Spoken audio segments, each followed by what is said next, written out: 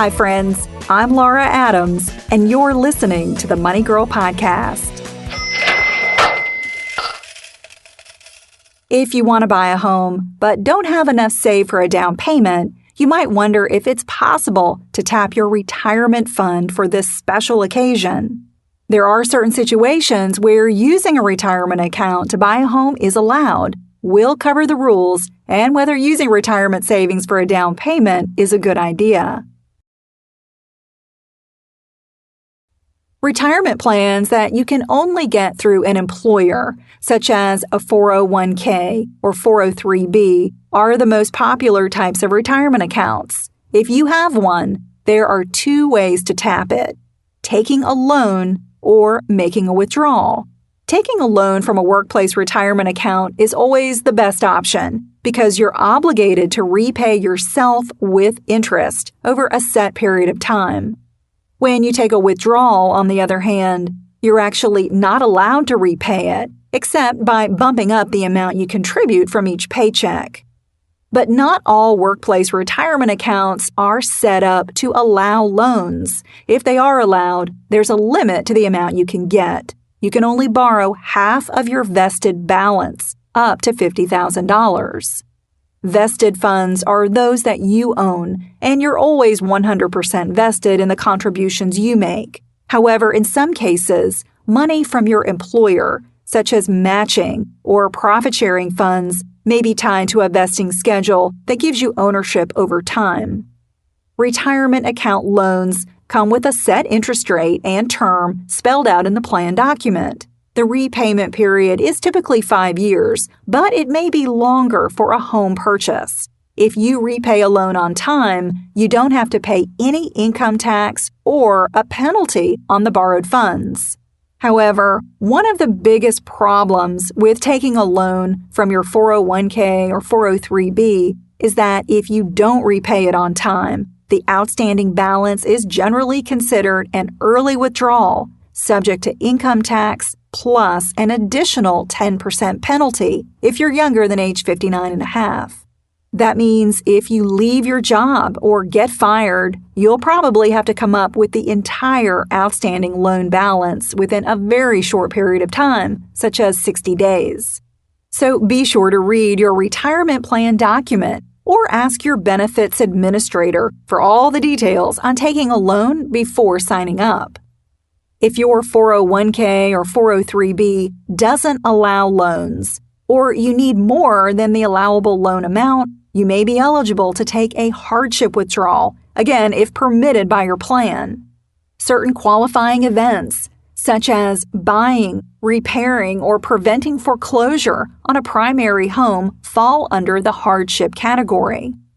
But the bad news is that a hardship withdrawal always comes with income taxes and that 10% early withdrawal penalty if you're younger than age 59 and a half.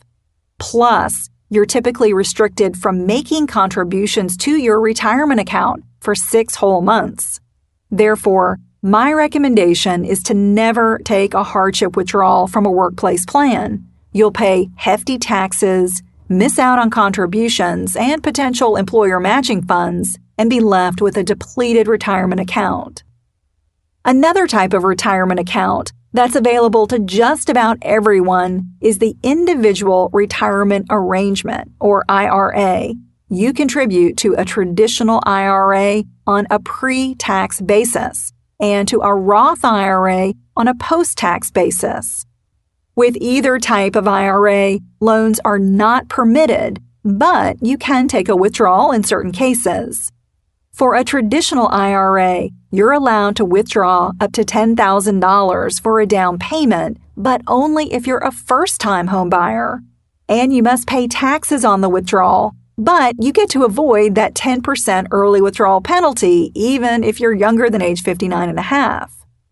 Now, the rules for taking a withdrawal from a Roth IRA to buy a home are much more favorable than for a traditional IRA. Since you make contributions to a Roth on an after-tax basis, you can withdraw them for any reason without owing taxes or a penalty, no matter your age.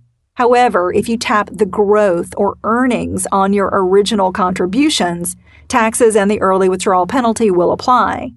So, if you need to tap a retirement account to buy a home, taking a modest withdrawal from your Roth IRA is the best option.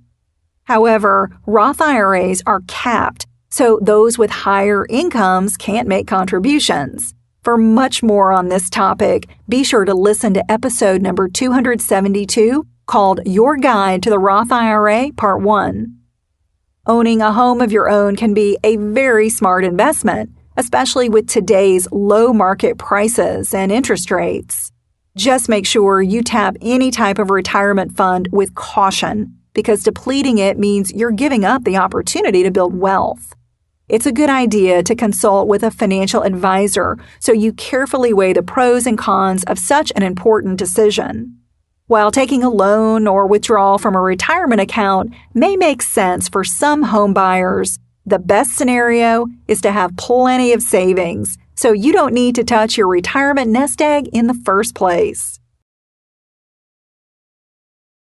And if you're not subscribed to the Money Girl podcast on iTunes, that's how most people get the show. Subscriptions are free and allow you to get each new weekly episode the moment it's released on the web. To connect with me on social media, submit a question, or read a transcript of any show, visit the Money Girl page at quickanddirtytips.com. I'm glad you're listening. Cha-ching! That's all for now, courtesy of Money Girl, your guide to a richer life.